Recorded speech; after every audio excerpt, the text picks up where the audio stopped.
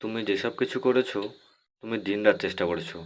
ডাক্তারবাবু, আমি এতদিন যা কিছু করেছি, সব কিছু আমার মেয়ের জন্য করেছি। এখন যা করব, সব কিছু আমার মেয়ের ভালো থাকার জন্যই করব। এটা হোক সবাই জানুক। আর আপনাদের যদি কখনো খারাপ লেগে থাকে, আমি থাকতাম খাবারের জন্য, কিন্তু আমি আমার মেয়েকে দেখার জন্যই থাকতাম। আর এটা বলে সূর্যকে বলো ধীরে ধীরে অন্য দিক থেকে উঠে আসা যায়, আবার সেখান থেকেই নেমে আসা যায় না। জনা এসে বলে, বাবা তুমি ধূপ আর ওই বাড়ি থেকে নিয়ে আসো। তখন সূর্য বলে, আমি কীভাবে ওকে এই বাড়িতে থাকতে বলি বলো? তুমি এতদিন ধরে যেভাবে বানিয়েছো, অনেক কিছু নষ্ট করেছো, আর তার ভালো থাকার জায়গাটাও নষ্ট করো না। ও সেখানে ভালো থাকে, তাকে সেখানেই থাকতে দাও।